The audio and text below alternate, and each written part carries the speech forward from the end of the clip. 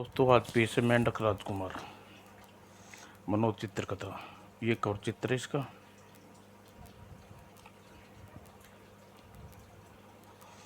बहुत समय पहले चंदनपुर नामक देश में एक गांव में रामदास नाम का किसान अपनी पत्नी के साथ रहता था।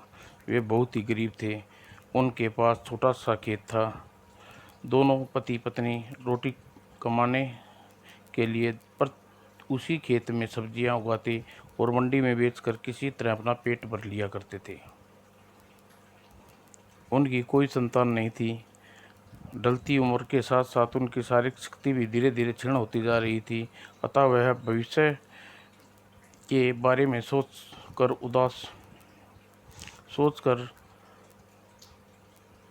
किंतु अवसर उदास हो जाया करते थे।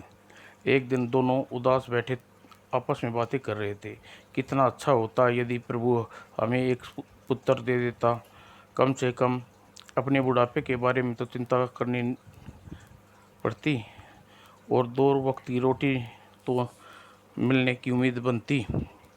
शायद प्रभु हमसे अप्रसन्न है भगवान, तभी तो हमारे लाख प्रार्थना करने के बावजूद भी उसने हमें वर्षों हमारी सुध न ली। शायद शायद तुम उस दिन प्रभु शायद उस दिन प्रभु ने उनकी बातें सुन ली थी। कुछ दिन बीते होंगे कि किसान की रामदास की पत्नी गर्भवती हो गई। जब किसान को पता लगा तो खुशी से फूला न समाया। आह, प्रभु ने हमारी सुन ली। भगवान, हम नाहक ही तुम्हें दोष दे रहे थे। किसी ने सच ही कहा है, तेरे घर में देर है अंधेर नहीं। आप ठीक कहते हैं स्वामी। मनुष्य अपना स्वार्थ पूरा करने न होता तो उसे दोष देता है। लेकिन 9 महीने पश्चात रामदास की पत्नी किसी बच्चे के स्थान पर एक मेंढक को जन्म दिया तो दोनों के चेहरे पर उदासी छा गई। ओह, प्रभु ने एक बार फिर हमारे साथ कितना क्रूर मजाक किया है। पुत्र के स्थान पर एक भद्दा मेंढक दिया है। देखो, इसकी लाल लाल आंखें चमक रही हैं। आओ इसे बाहर फेंक आएं, वरना लोग हमें हंसी मजाक उड़ाएंगे। लेकिन पत्नी के मन में उसे फेंकने को न हुआ। वह विनय स्वर में बोली, भगवान, हम पर कृपालु नहीं हैं, लेकिन इसे मैंने तो 9 महीने अपनी कोख में रखा है। अतः अब यही मेंढक हमारा बच्चा है, इसलिए इसे फेंकना नहीं चाहिए। मेंढक मिट्टी के तालाबों में रहते हैं। हमारी झोपड़ी के पिछवाड़े पर जोड़ है। आप उसे छोड़ाइए, कम से कम वह जीवित तो रहेगा। ठीक है, तुम कहती हो तो मैं ऐसा ही करता हूँ, कहकर किसान मेंढक को उठाकर बाहर ले जाने को हुआ तो मेंढक अचानक इंसानी आवाज़ में गिड़गिड़ा उठा, पिताजी पिताजी, मुझे अपने से अलग मत करके तालाब में मत न डालिए। मैं आपके लोगों का बेटा हूँ, मुझे अपने पास रख लीजिए। जब मैं बड़ा हो जाऊँगा तो मेरी शक्ल सूरत आपकी तरह इंसानों जैसी हो जाएगी। तब मैं आपकी खूब सेवा करूँगा। आए। मेंढक को इंसानी बोली बोलते देख किसान और उसकी पत्नी आश्चर्यचकित हो उठे। आश्चर्य है, यह तो मनुष्य की बोली बोलता है। स्वामी, मेरा मन तो पहले से ही इसे अपने से अलग करने को नहीं हो रहा था, लेकिन मुझे पूर्ण विश्वास हो गया है कि अच्छा बालक है, जिसने किसी श्राप के कारण ही मेरी कोख में से जन्म लिया है। मेरी आपसे विनती है कि आप इसे घर पर ही रहने दें। तुम कहती हो तो भगवान, मेरा मन भी न जाने क्यों इसकी अपने से अलग करने को नहीं कर रहा। आज ये हमारे घर ही पर ही रहेगा। हम इसकी इंसान के बच्चे की तरह देखभाल करेंगे। आप लोग कितने अच्छे हैं पिताजी, माताजी। अपने घर पर जन्म लेकर मैं धन्य हो गया हूँ। और मेंढक अपने माँ बाप के साथ उसी झोपड़ी में रहने लगा। पति पत्नी उसकी खूब से देखभाल करते। खेत पर जाते समय उसे अपने साथ ले जाते। मेंढक रोज अपने माता पिता को खेत पर जुटे परिश्रम करते देखता। उनका मन दुखी से भर उठा। वाह, मैं भी इनका बेटा होते हुए भी इनका बोझ हल्का नहीं कर सकता, इन्हें कम से कम हाथ नहीं बटा सकता। आखिर मेरे पैदा होने इन्हें क्या सुख मिला है, बल्कि मेरे भगवान इन्हें पहले की ज़्यादा परिश्रम करना पड़ रहा है। इसी तरह 3 बरस बीत गए। मेंढक जवान हो गया। एक दिन उसे अपनी बूढ़ी माँ से कहा, माँ मेरे लिए आटे की रोटियां सेक दे, मैं उसे ज़मींदार से मिलने चाहता हूँ जिसने आप लोगों को लगान देते हैं। अरे बेटे, तू वहाँ जाकर क्या करेगा, फिर वहाँ तो तुझे कोई घुसने भी न देगा। नहीं माँ, मुझे विश्वास है कि मुझे ज़मींदार के सुंदर महल के भीतर जाने की कोई नहीं रोक सकता। कल मैं उसके मिलूँगा। सुना है वो की 3 सुंदर बेटियां हैं, उनमें से कहूँगा कि एक बेटी से मेरी शादी कर दे। यह तू क्या कह रहा है बेटा, कहीं तेरा दिमाग तो नहीं चल गया? मेरा दिमाग नहीं चला माँ, जो कह रहा हूँ वह ठीक कह रहा हूँ, होश हवास में कह रहा हूँ। ज़मींदार की 3 बेटियां में से उस लड़की से ब्याह करूँगा जो सबसे अधिक दयावान, नरम स्वभाव की, सहनशील हो, तुम्हारे काम काज में सबसे ज़्यादा मदद कर सके। बेटे, ऐसी मजाक की बातें करते हुए हमें और दुखी न कर। क्या तुम यह चाहते हो कि तुम्हारे जैसे छोटे और भद्दे जानवर के हाथ में भले कोई आदमी सुंदर अपनी सी बेटी आपके हाथ में थमा देगा? अरे बुद्धू, जमींदार साहब तो तुम्हारी बात सुनते ही तुम्हें अपने पैरों नीचे कुचल देंगे। फिर भी माँ, एक रोटी बनाकर मुझे दो, फिर मैं तुम देखना कि तुम्हारे लिए एक अच्छी सी बहू लेकर आता हूँ या नहीं। पहले किसान की पत्नी बातों मानने के लिए तैयार नहीं हुई, लेकिन मेंढक काफ़ी जिद पकड़ ली, तब हार कर उसे राजी होना पड़ा। अच्छा, मैं तुम्हारे लिए एक रोटी सेक देती हूँ, लेकिन इस बात पर ख्याल रखना कि तुम्हें मनुष्य की बोली बोलते देख तुम्हें भूत प्रेत समझकर तुम्हारे ऊपर राख न डाल दें। तुम चिंता ना करो माँ, ऐसी मूर्खता करने मुझे कोई अच्छी की हिम्मत नहीं होगी। और कुछ देर में किसान की पत्नी ने आटे की एक छोटी सी रोटी बनाकर एक कपड़े में बांध कर उसे दे दी। जा बेटा, मैंने तुम्हारा यह कहा भी पूरा कर दिया, लेकिन जमींदार के यहाँ तुम्हें कोई कष्ट पहुँचता है तो दुख अवश्य होगा, परंतु मैं तुम्हारा दुख निवारण नहीं कर पाऊंगी। हाँ, यदि तुम बहू के साथ नहीं आए तो घर भी वापस न लौटना। मैं घर अवश्य आऊँगा, लौटूंगा मेरी अच्छी माँ, प्यारी माँ, लेकिन तुम्हारे लिए अनेक खुशियाँ लेकर आऊँगा। कहकर मेंढक पोटली में अपने कंधे पर लटकाई और फुदकता फुदकता हुआ घर से बाहर निकल गया। आह, पता नहीं प्रभु ने मेरी ममता को और क्या क्या परीक्षा लेने चाहता है। और गांव से काफ़ी दूर जमींदार के महल में वह मेंढक वहां पहुंचा और शाम ढली चुकी थी। शाम को जहां पहुंचकर द्वार खटखटाए। जमींदार साहब, दरवाज़ा खोलिए।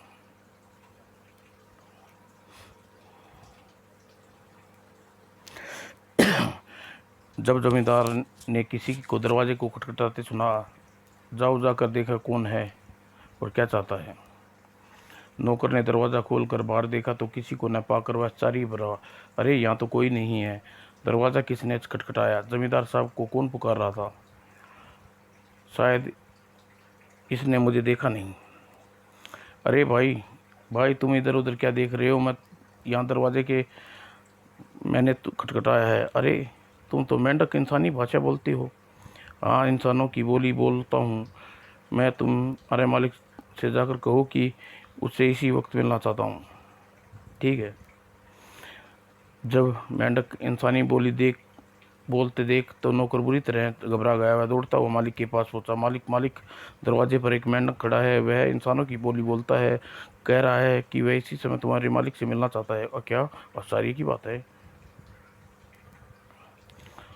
नौकर की बात सुनकर जमींदार ने सोचा, मैं डूब गया। नहीं, बगैर मुंशी घबरा कर बोल उठा, मालिक मुझे लगता है यह कोई जादू प्रेत का काम है। मेरी मानिए तुरंत यह उस पर राख डालना दीजिए। अगर ऐसा करके भूत प्रेत भाग जाते हैं। नहीं नहीं, ऐसा कहना उचित नहीं होगा। जरूर ही वह कोई भूत प्रेत ही हो। मेंढक मेंढक पानी में रहते हैं, हो सकता है वह जल देवता हो या कोई संदेश लेकर आया हो। सुनो रामू, जिस प्रकार देवताओं की आवभगत की जाती है उसी प्रकार उसकी करो। पहले उसे दूध छिड़को, उसके बाद मैं देखता हूँ कौन है और कि मेरे पास क्यों आया है, किस लिए आया है। और जमींदार के नौकर ने वैसा ही किया जैसे ही मालिक ने कहा था कि उसने मेंढक के ऊपर दूध छिड़कने के साथ दूध उसके ऊपर हवा में उड़ता। और तभी जमींदार स्वयं दरवाजे पर पहुंचा। मेंढक देवता, क्या मैं जल देवता के महल में आ रहे हैं? कहो तुम क्या सेवा कर सकते हैं? मैं जल देवता के महल में नहीं आ रहा जमींदार, मैं तो अपनी इच्छा से अपने पास आया हूँ। आपकी सब लड़कियाँ ब्याह योग्य हो गई हैं, एक से शादी करना चाहता हूँ। कृपा अपनी लड़की का हाथ मेरे हाथ में दे दे कर मुझे अपना दामाद बना लीजिए। मेंढक की बात सुनकर जमींदार और नौकरों को बड़े अचंभित हुए। किसी तरह उसे भय को काबू पाता हुआ जमींदार क्रोध भरे स्वर में बोला, यह तू कैसी बेसरफी की बात कर रहा है? आईने में जा अपनी सूरत देख, कितने सफ़ेद और बदनुमे हो तुम। कितने ही बड़े जमींदार की बेटी से विवाह करना चाहता है? क्या तूने अपने आप को मना क्या है? फिर मैं तो जैसे भद्दे मेंढक को अपनी बेटी से ब्याह कर सकता हूँ? बेकार की बातें मत और जाओ यहाँ से। सुनिए सुनिए ससुर जी, यदि आप मेरी बात पर स्वीकार करेंगे तो मैं हंसना शुरू कर दूंगा। मेंढक की बात सुनकर जमींदार सबर के सारे बांध टूट गए और क्रोध से बोला, मेंढक के बच्चे, तुम्हारा दिमाग खराब हो गया है। अगर तूने हंसना है तो मेरे दरवाजे से दूर होकर हंस, जी भर कर हंस। नहीं, मैं तुम्हारे दरवाजे पर खड़ा होकर हंसूंगा।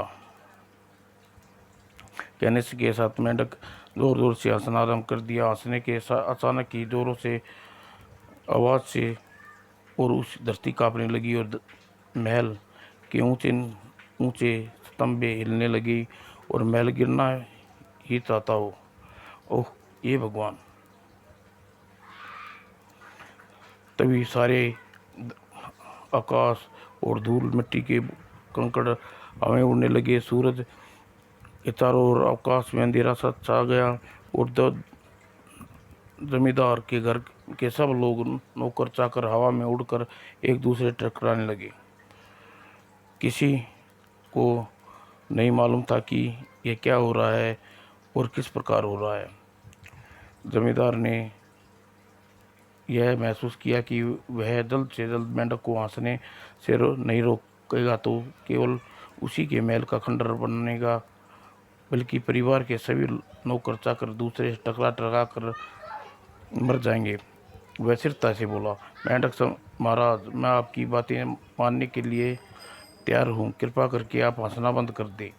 आपकी बड़ी बेटी का विवाह तुम्हारे साथ कर दूंगा। मेंढक हंसना बंद कर दिया। धीरे धीरे पृथ्वी का कांपना बंद हो कर दिया। महल में आदि अपनी अपनी जगह पर पुनः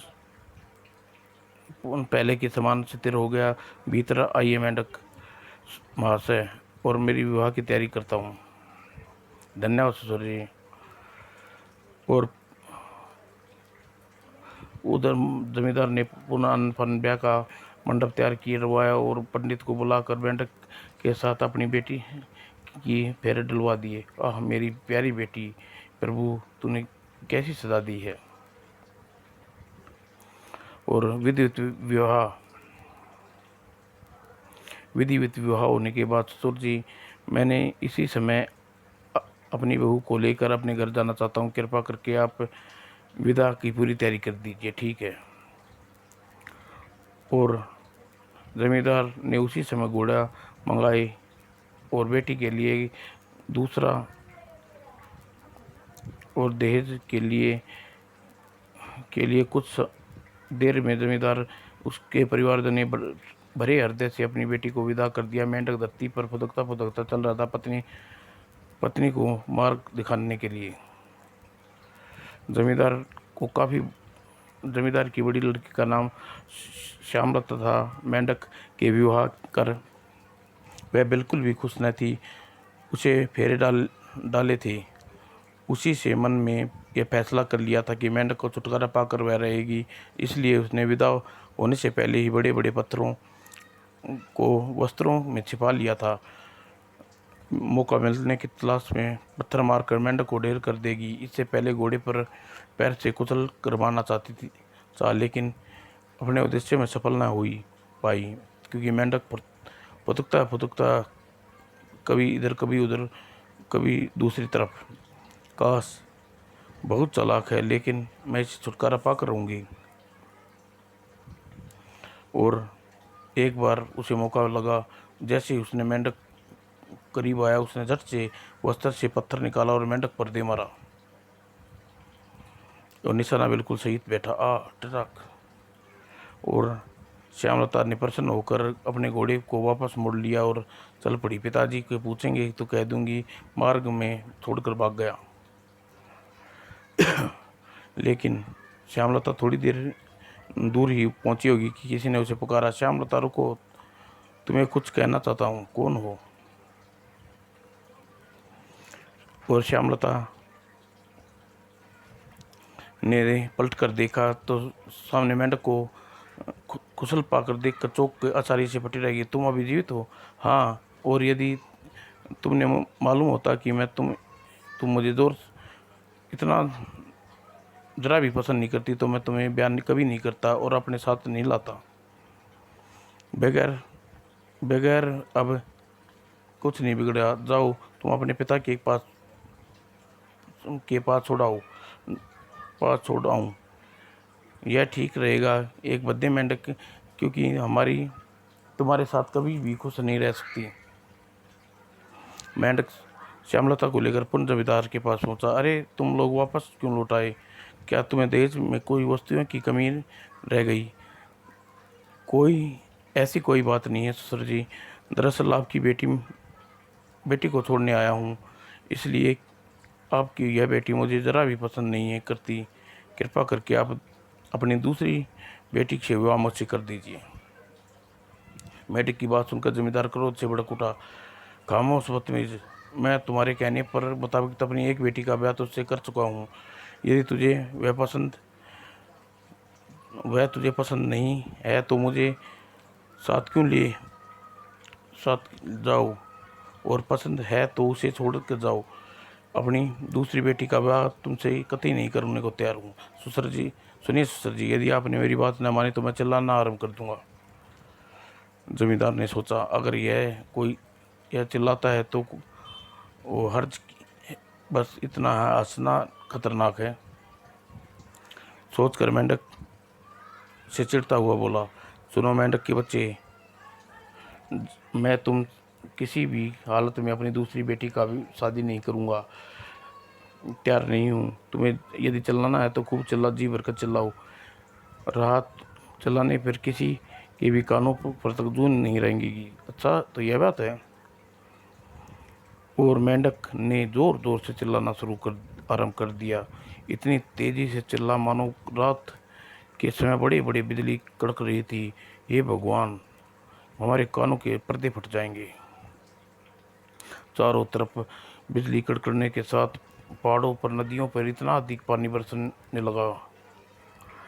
कुछ ही क्षणों में नदी की बाढ़ आ गई और धीरे धीरे सारा पानी बहाव में घेरने लगे और पानी चढ़ता चढ़ता जमींदार के महल तक आ गया।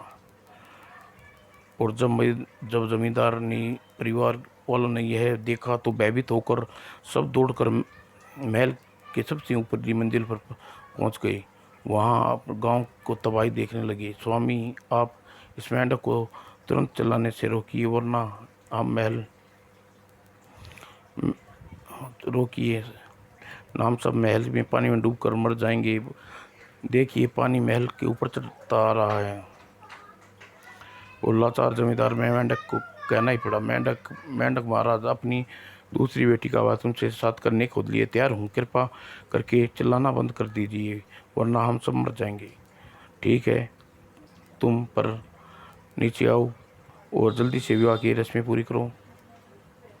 कहकर मेंढक चिल्लाना बंद कर दिया तो पानी धीरे धीरे नीचे बैठता रहा। और जल्दी ही वह समय आया जब वापस लौटकर सबकी नज़रों से ओझल हो गया। आह, उफ, जान बची। पता नहीं यह किस मुसीबत का पाला पड़ा है। आओ नीचे चलकर, वरना कोई और मुसीबत खड़ी कर देगा। जमींदार की दूसरी बेटी का नाम प्रेमलता। जमींदार के आनंद फान उसका विवाह मेंढक से कर दिया। वह घोड़े और दहेज के दूसरे घोड़े पर बैठाकर मेंढक के साथ विदा कर दी। लेकिन जमींदार की मंझली बेटी प्रेमलता ने मेंढक को विवाह से खुश नहीं थी। उसने भी मार्ग में वही किया जो बड़ी बहन ने किया था। मेंढक देखकर उसे जरा भी पत्थर मारा, तड़ाक, और उसने मारा जानकर वह भी लौटने पड़ी। लेकिन फिर कुछ देर पहुंची, मेंढक ने उससे के सामने आ पहुंचा। नहीं नहीं, तुम जिंदा नहीं हो सकते, मैंने तुम्हें मार दिया था। मैं मरा नहीं था प्रेमलता, बल्कि जिंदा हूँ। लेकिन शायद हम दोनों के भाग्य में एक साथ रहना नहीं लिखा। आओ, मैं तुम्हें तुम्हारे घर छोड़ाऊँ। मेंढक ने प्रेमलता को उसके साथ और जमींदार के परिवार वाले और भी भयभीत होकर तीसरी बेटी चंद्रिका का विवाह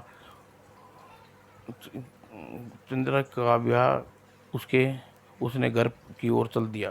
चंद्रिका अपनी बहनों की तरह कठोर हृदय नहीं थी, उसके हृदय में बहुत दया थी। वह समझते देर न लगी कि यह मेंढक कोई साधारण मेंढक नहीं है। शायद ईश्वर ने मेरा विवाह किसी मेंढक के साथ ही होना मंजूर था, अतः मुझे अपने भाग्य पर कोई गिला नहीं होना चाहिए और उसे अपना स्वामी मानकर पत्नी धर्म का पालन करना चाहिए। मेंढक चंद्रिका को लेकर अपने घर पहुंचा और सुंदर सी बहू का साथ आया देखकर बूढ़े माँ बाप खुशी से का ठिकाना न रहा। आह, कितनी सुंदर बहू है। आह, आज हमारा जीवन सफल हो गया, हमारा बुढ़ापा आराम से कट जाएगा। उस दिन से मेंढक की माँ का आनंदपुर कटने लगी और चंद्रिका बड़ी मेहनती थी। वह रोज अपने सास ससुर के साथ खेत में काम कर जाती और सास ससुर से प्यार करने लगे। और एक दिन बीतते गए और बसंत का मौसम आया तो गांव के हर साल में बसंत के मौसम में घोड़ों की दौड़ हुआ करती थी। इस बार भी घोड़ दौड़ आरंभ हुई।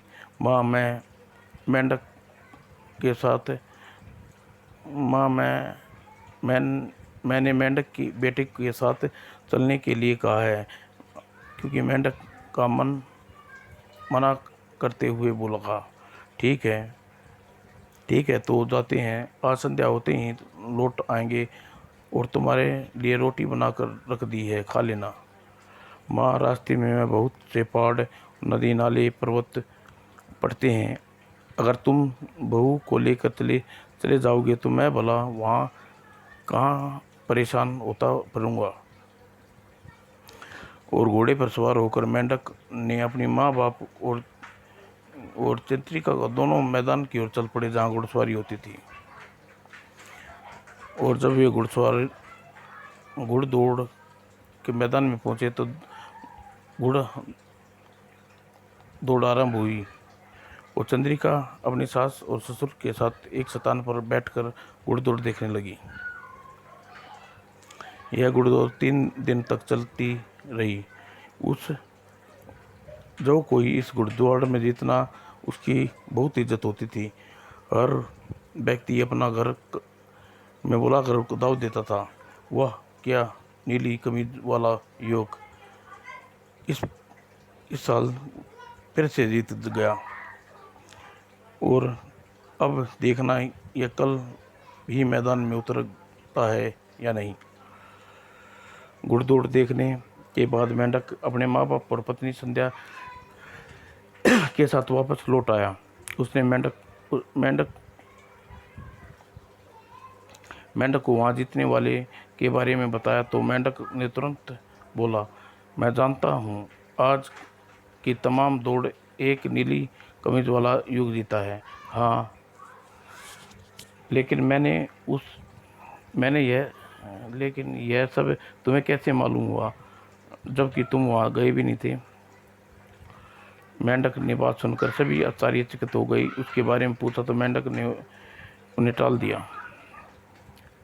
अगले दिन फिर ऐसा ही हुआ। जब घुड़दौड़ देखकर वे घर वापस लौटे तो उन्होंने जीतने वाले के युग के बारे में बताना चाहा तो मेंढक ने फिर उस जीतने वाले के बारे में बता दिया और सबको कुछ आश्चर्य हुआ, परंतु काफ़ी पूछने के बावजूद भी मेंढक ने संबंध में उसे कुछ नहीं बताया। फिर तीसरे और अंतिम दिन जब मेंढक ने माता पिता घुड़दौड़ देखने गए तो घुड़दौड़ में भाग लेने वाला युवक बहुत ही सुंदर और स्फुट युवक दिखाई दिया। सभी प्रतियोगिताओं बिल्कुल अलग दिखाई दे रहा था। उसके सुंदर चेहरे का रंग और सोने के वस्त्र वह सोने जैसे चमक रहे थे। उसके कंधे पर तीर कमान लटका हुआ था। वह चांदी का था। वाह, कितना सुंदर है कपड़े, ओह कितना सुंदर है वह कपड़े वाला। घुड़दौड़ आरंभ हुई और सुनहरी वस्त्रों वाला व्यक्ति घोड़े पर दौड़ाता एक के बाद एक 3 कबूतरों को अपना तीर के निशाना बना दिया। तड़क तड़क तड़क। अरे वाह, क्या निशाना है इसका, विश्वास नहीं होता। इस दौड़ में यही विजय होगा। और दौड़ के बीच में उसने घोड़े को जीन से कुछ खोने और सुंदर फूल निकाले और अपनी वहाँ मैदान में खड़े लोगों के ऊपर फेंक दिए।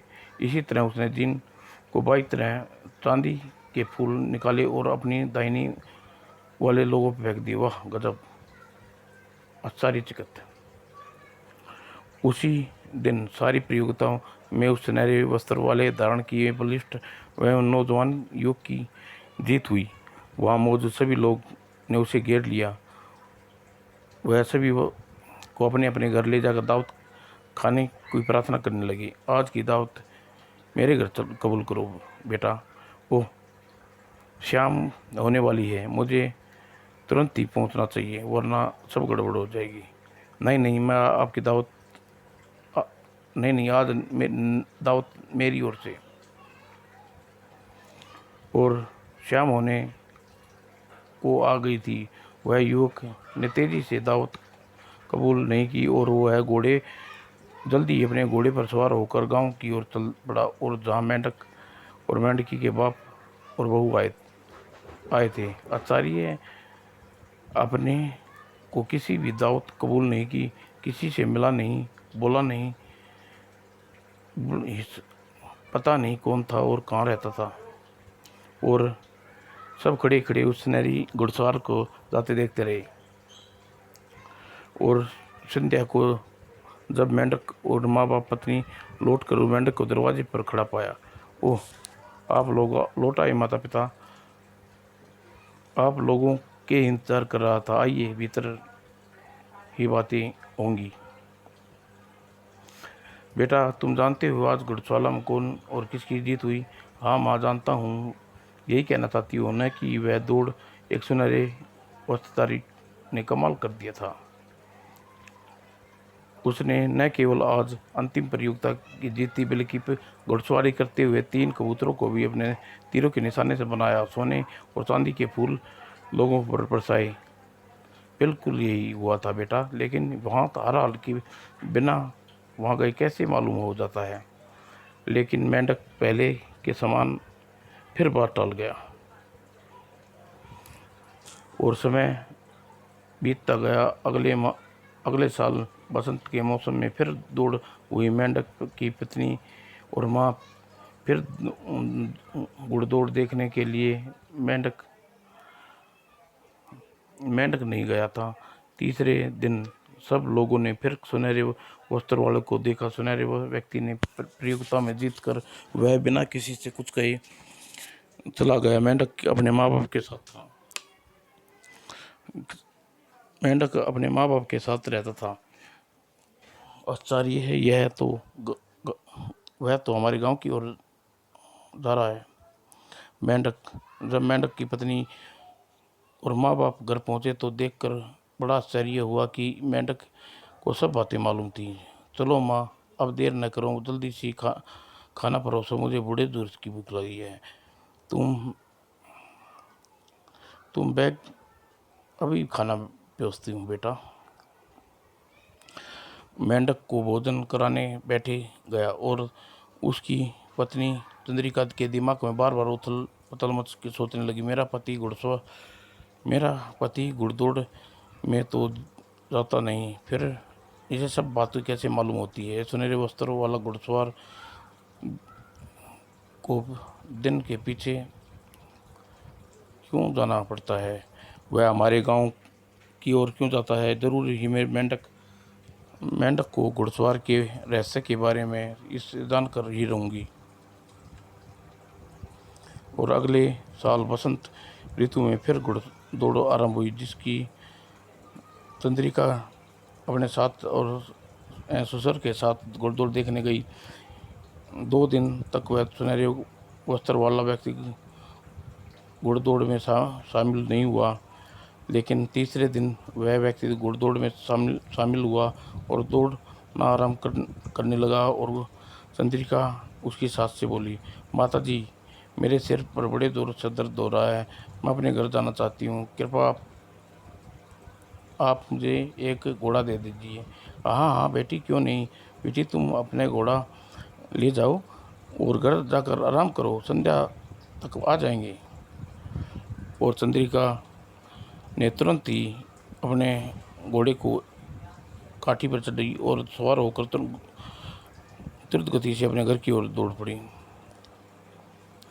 और घर पहुंचकर उसने सबसे पहले अपने पति मेंढक को ढूंढा, लेकिन वह उसे कहीं नहीं दिखाई दिया। अरे, कहाँ गए जा सकता है? कहीं घुड़दौड़ के मैदान में तो नहीं गए?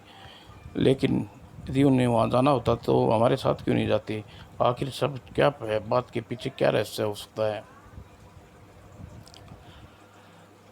और चंद्रिका की दृष्टि कोने में पड़ी चारपाई के नीचे मेंढक की खाल पर पड़ी। अरे, यह क्या चीज़ है? और चंद्रिका ने वह उठा ली। ओ, मेंढक की खाल! अब समझी, मेंढक की खाल में मेरे पति ने ओढ़ रखते हैं और सुंदर वस्त्रों वाला व्यक्ति मेरा पति है। उसने अन्यास ही चंद्रिका की आंखों में खुशी की आंसू बह निकले। ओ, कितनी सौभाग्यवान हूँ, मेरा पति इतना सुंदर है, कितनी अच्छी घुड़सवारी करता है, बिल्कुल असंभव। आज मैं दिन इसी दिन के कितनी खुशी का दिन है। और बार बार अपने आंसू रोकने की कोशिश करती, लेकिन आंसू रुकने का नाम नहीं ले रहे। आखिर मेरे पति मेंढक की खाल पहनकर क्यों रखते हैं? अवश्य ही आवश्यकता है पड़ गई। ये गंदी खाल पहनकर क्यों रखना चाहते हैं? अब वे फिर यहाँ आएंगे तो इस खाल को पहनकर बेहुदा मेंढक बन जाएंगे। नहीं नहीं, ऐसा नहीं होने दूंगी। मैं इस खाल को जला कर दूंगी ताकि वह मेंढक न बन सके। और चंद्रिका ने उसे समय चूल्हा जलाया और मेंढक की खाल में आग लगा दी। अब वह वापस लौटेंगे तो मेंढक की खाल न पाकर चकराएंगे और मज़ा आएगा। माताजी और पिताजी अपने बेटे को असली रूप में पाकर कितना प्रसन्न हो जाएंगे। और तभी सुनहरे वस्त्र वाला घुड़सवार हड़बड़ाया सा घर में प्रविष्ट हुआ, लेकिन उसे अपनी पत्नी की खाल जलाते देखा। उसका रंग भय से पीला हो गया और सिर दी। उसने खाल को आग में जलने से बचा लेना चाहता था, लेकिन तब तक बहुत देर हो चुकी थी। मेंढक की केवल एक टांग ही शेष बची थी। और युवक को अचानक चकराकर घर के आगे पड़ते देख वह पत्थर पर गिर पड़ा और देखकर चंद्रिका घबरा गई और मदद के लिए दौड़ी। क्या हुआ? तुम अचानक क्या हुआ स्वामी? नवयुवक उखड़ी उखड़ी सांसें लेता हुआ बोला, यह तुमने क्या कर दिया चंद्रिका? तुमने उस खाल की को क्यों क्यों जलाया था? ओह, इतने इतने अच्छे आदमी को इतनी घटिया घुड़सवारी करते, इतनी बढ़िया घुड़सवारी करते हो, लेकिन मेंढक क्यों बने रहना चाहते हो? सब लड़कियों के पति तुम्हें के आदमी हैं और तुम्हारे मुझे क्यों अभागिन रखना चाहते हो? तुम्हारे तुमसे जल्दी ही तुमने जल्दबाजी से काम लिया, स्वयं ये अपने इस भाग्यहीन बना लिया चंद्रिका। पति सुख के लिए तुम्हें अभी कुछ समय और इंतज़ार करना चाहिए था। अब मैं जिंदा नहीं रहूँगा। नहीं, ऐसा मत कहिए स्वामी, आखिर मैंने ऐसा क्या कर दिया जिससे आपकी प्राणों प्रावनी है? तुमने तुमने तुम्हारी कोई गलती नहीं है चंद्रिका। मेरा दोष मेरा है, मुझे बहुत ज़्यादा लापरवाह हो गया था। रही वजह थी कि मेंढक की खाल उतार कर मैं घुड़सवारी मैदान में जा पहुंचा और आज यह नौबत आ गई कि यदि मैं अपनी इच्छा से तुरंत कुछ न कर पा सकूँगा, न तो मैं केवल तुम्हारे हमेशा हमेशा के लिए मनुष्य का शरीर पा लेता, बल्कि अपने माँ बाप के साथ तुम्हारी तुम्हारी झोली में खुशियों से भर देता। लेकिन अफसोस, मेरी ज़्यादा सी भूल के कारण खुशियों पर पानी फिर गया। अब मैं सुबह होने के साथ साथ चल बसूँगा। नहीं नहीं, मर नहीं सकते, तुम्हें मरने नहीं दूंगी। तुम्हारे प्राण बचाने के लिए मुझे अपने प्राण देने पड़े तो मैं पीछे नहीं हटूंगी। कहकर चंद्रिका फुट फुट कर रोने लगी। अब रोने से कोई लाभ नहीं है चंद्रिका। इस जन्म में तो मेरा भाग्य मनुष्य बनकर जीना नहीं लिखा, इसलिए इस हालत में जीवित नहीं बचूंगा। मैं मरने से पहले तुम्हें अवश्य बता देना चाहता हूँ कि मैं कौन हूँ और इस जन्म में मेंढक बनकर क्यों पैदा हुआ था और निश्चय समय पर मेंढक बनकर ही रहना चाहता था। मरने के बाद तुम्हें मेरे प्रति कोई उकसावा न रह गया, इसलिए बताना तो सुनो। युवक ने बताना आरंभ किया। आज से बहुत वर्ष पहले मैं एक तपस्वी स्वामी ब्रह्मदेव, जो कि बहुत बड़े अलौकिक शक्तियों के स्वामी थे, उनका शिष्य था। उस पर मेरा नाम पीताम्बर था। स्वामी ब्रह्मदेव जी ने मुझे बहुत स्नेह करते थे और मुझे नित्य प्रतिदिन कोई गुरु मंत्र दे व शिक्षा देते रहते थे। उनकी सेवा श्रद्धा करते हुए मेरा अंतिम समय निकट आ गया और एक दिन गुरुजी ने मुझसे कहा, बेटा, मैं जानता हूँ तुम कुछ ही घंटों के बाद नश्वर संसार छोड़कर तुम्हें विदा लेने वाले हो। तुम्हें इस जन्म में अपने गुरु की सेवा में बिता दिया। मैं तुम्हें गुरु की भक्ति से बहुत प्रसन्न हूँ, अतः मैं तुम्हें वरदान देता हूँ कि तुम अगले जन्म में किसी राजा के घर में जन्म लोगे और वह संसार के सबसे सुख भोगने वाले स्वर्ग सुधारोगे और जन्म से ही मेरी सिखाई विद्या तुम्हें उस जन्म में तुम्हारे काम आएंगी। लेकिन ध्यान रखे, मेरी विद्या केवल घमंडी हो किसी का गरीब अथवा दुखियारी का मन न करना बैठना। मैं आपकी इस अंतिम शिक्षा का अवश्य ध्यान रखूँगा गुरुदेव। और उसने मुझे अंतिम बार अपने हाथों से अमृत जल से कुछ ही घंटे बाद वह देह त्याग दी। जाओ पीताम्बर, अब जाकर राजघराने में जन्म लो और संसारी बनकर संसार के सभी सुख भोगो। गुरुदेव के वरदान से प्रतिफुल हुआ मैं चित्रका देश के राजा के घर जन्म लिया। ओह, आखिरकार वर्षों बाद मेरे प्रभु ने सुन ली और मैंने जन्मदिन पर पूरे देश में खुशियां मनाई गई। मेरे पिता ने साधु संतों और दीन दुखियों को खूब दान पुण्य किया और फिर समय के साथ बीतने के साथ साथ मैं बड़ा होने लगा। मेरी देखभाल में दीक्षा में पूरा ध्यान रखा गया जाने लगा। चूँकि मैं गुरुदेव वरदान पहले जन्म में ही ज्ञान और मेरे जन्म के साथ ही बचपन में मेरे ज्ञान की आदि देखकर न केवल मुझे अधिक प्रसन्न थे बल्कि आश्चर्यचकित भी रहते थे। धीरे धीरे जब मैं जवान हुआ तो मेरा विवाह त्रिपुरा की राजकुमारी विद्यावती से हो गया कर दिया।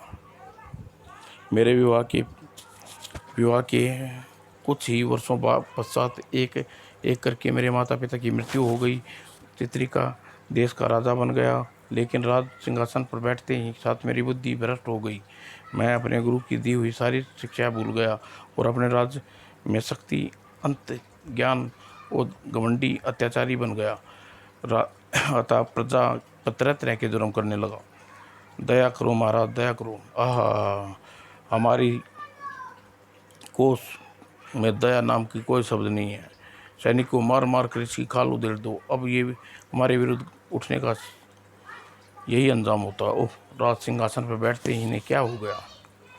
लेकिन एक दिन जब अपने पत्नी को रेकांत पुत्र के साथ शाही बाग में सैर कर रहा था तो अचानक मेरे एक फटियाल ब्राह्मण को देखा कर कहा, इसे कौन है रोक रोक आते हैं। क्रोध में आगू बुला हो गया।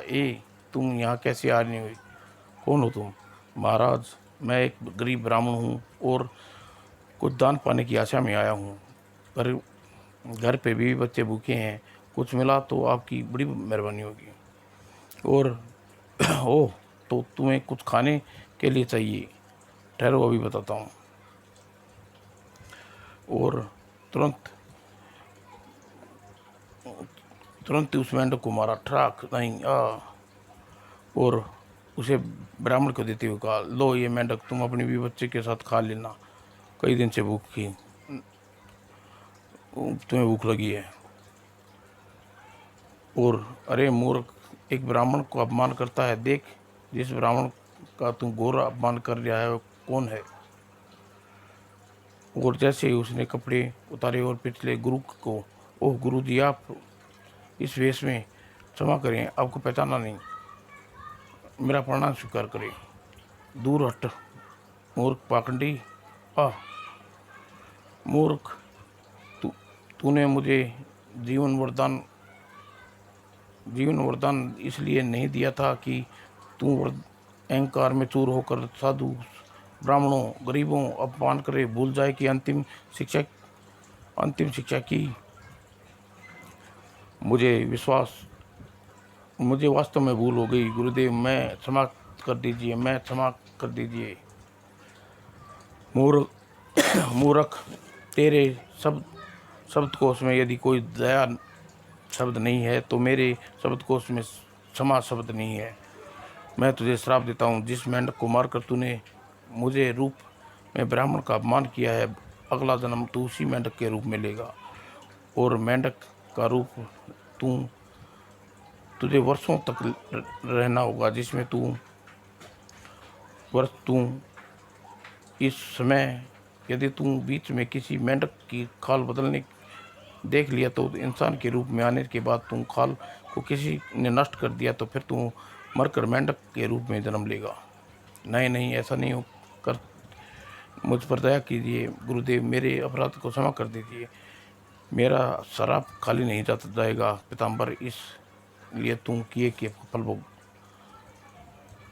और मेरे लाख गिड़गिड़ाने पर गुरुदेव का दिल नहीं पसीजा और उसने श्राप देकर वह चल दिए। और वहाँ से जाते ही मैं गिरकर जमीन पर गिरा और मूर्छित हो गया। अरे स्वामी, क्या हुआ? और फिर राजवैद्यों ने इलाज के लिए होश में लाने के लिए हर मुमकिन कोशिश की, लेकिन कोई फायदा ना हुआ। और कुछ दिन बाद मैं चल बसा। ओह स्वामी वो। और चंद्रिका, इस तरह मुझे इस जन्म में मेंढक का रूप लेना पड़ा और गुरु द्वारा दिए गुरु शक्ति ने मुझे मेंढक का चोला उतार कर इंसान का रूप धारण कर सकता था, लेकिन उसके दिए श्राप के वक्त से पहले मैं मेंढक का चोला हमेशा के लिए नहीं छोड़ सकता था। और गुरुदेव का श्राप समाप्त होने में केवल 1 वर्ष बाकी रह गया था, किंतु मेरी जरा सी मूर्खता ने सब चौपट कर दिया। मरकर मैं तुम फिर मेंढक का रूप जन्म लूँगा। क्या इस आप श्राप से मुक्त होने का कोई उपाय नहीं है? शायद कोई नहीं है। हाँ, गुरुवर को किसी तरह प्रसन्न कर लिया जाए तो वे अवश्य ही मुझे श्राप से मुक्त कर सकते हैं, मुक्ति मनुष्य जीवन दे सकते हैं। इसमें भला उन्हें कोई क्या प्रसन्न कर पाएगा? यदि सावित्री यमराज को अपने पति के प्राण वापस लौटा सकती है तो मैं इतना नहीं कर सकती कि उन्हें प्रसन्न नहीं कर सकूँगी। स्वामी, मुझे गुरुदेव के बारे में बताइए, वे इस समय कहाँ मिलेंगे? कावेरी के जंगलों में। लेकिन तुम्हें जो करना है सुबह से पहले करना होगा। यदि मैं मर गया तो फिर कुछ नहीं कर सकती। आप चिंता मत करो स्वामी, आपके प्राण बचाने के लिए मैं प्राणों की बाजी लगा दूंगी।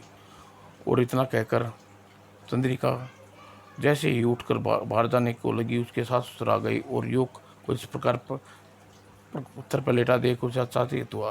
अरे बेटी, यह वही विजेता है। यह युवक हमारे घर में कैसे आ गया? यह क्या हुआ इसे? माँ जी, ये आपके बेटे हैं। और चंद्रिका ने जल्दी जल्दी सब कुछ बता दिया। सारी बात जानकर रामदास की पत्नी और रोते बिलखते अपने बेटे से लिपट गई। हाय भाग्य ने तुझे इंसान का रूप मिले भी तुम मृत्यु शैया पर लेटा हुए। माता जी, पिताजी, आप चिंता न कीजिए। गुरु गए से जीवन की भीख लेकर वापस लौटूंगी। आप इन्हें देखभाल कीजिए, मैं अभी गुरुदेव को खोज के लाती हूँ।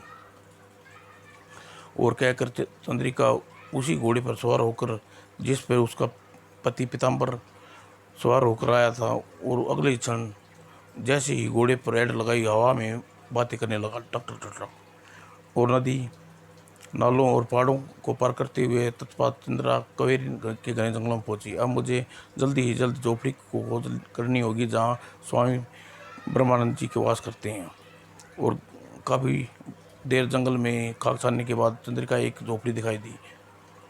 ओह, वही स्वामी ब्रह्मानंद जी की कुटिया। उसे स्थान पर है। स्थान बिल्कुल वैसा ही है जैसे उस समय। इतनी प्रशंसा कैसे कर पाएगी? और उसने उस समय आधी रात से अधिक हो चुकी थी और सूर्य होने में कुछ ही घंटे शेष थे। और चंद्रिका कुटिया के भीतर प्रविष्ट हुई। भीतर एक अन्य साधु ध्यान मगन दिखाई दिया। वह जटाओं पर पक्षी अपना घोंसला बनाए हुए थे। पास में घास उगी हुई थी। ऐसा लगता था सदियों से तपस्या में लीन हैं प्रमाण महात्मा। लेकिन प्रणाम करने के बावजूद भी साधु ने आँखें न खोली। चंद्रिका उसकी सेवा में जुट गई। यदि इन्होंने जल्दी ही आँखें न खोली तो मेरे पति के प्राण संकट में पड़ जाएंगे। हे प्रभु, मैं अब क्या करूं?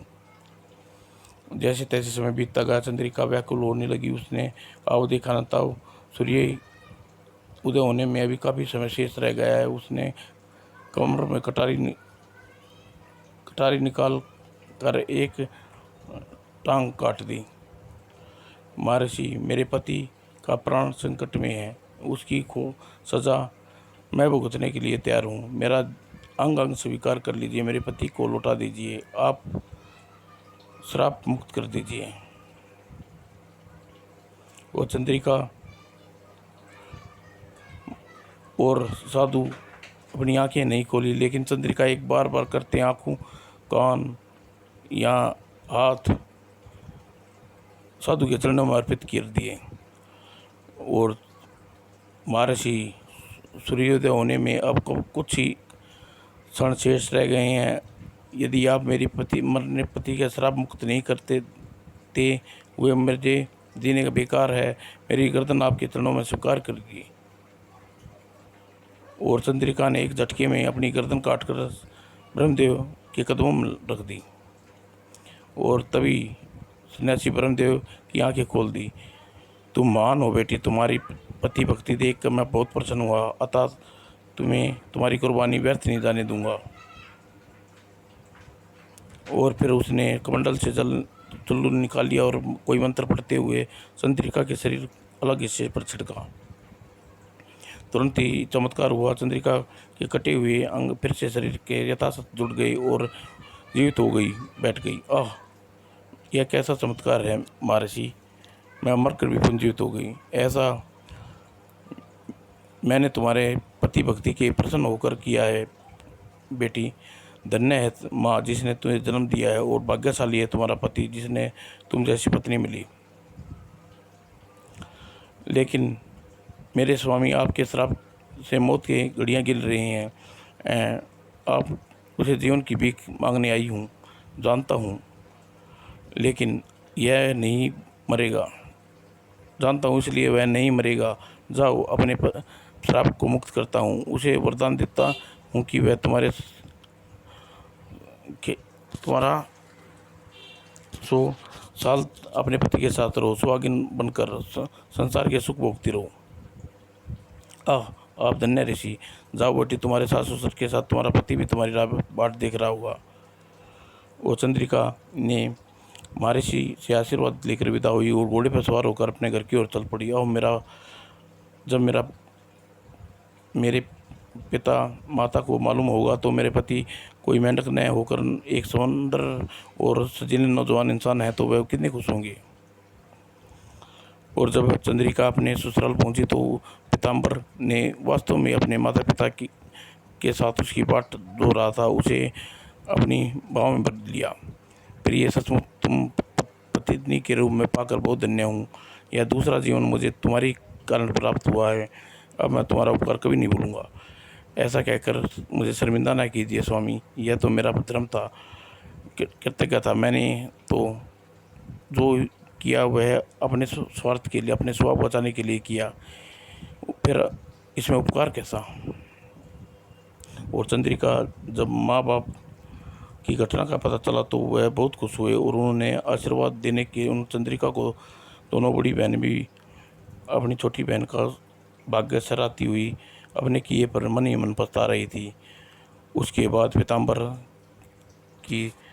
पीताम्बर ने दीन दुखियों गरीबों की सेवा करते हुए खूब यश, कीर्ति, प्रेम, धन अर्जित किया और माता पिता के साथ संसार के सभी सुख भोगता हुआ आनंदपूर्ण अपने गुजारा करने लगा।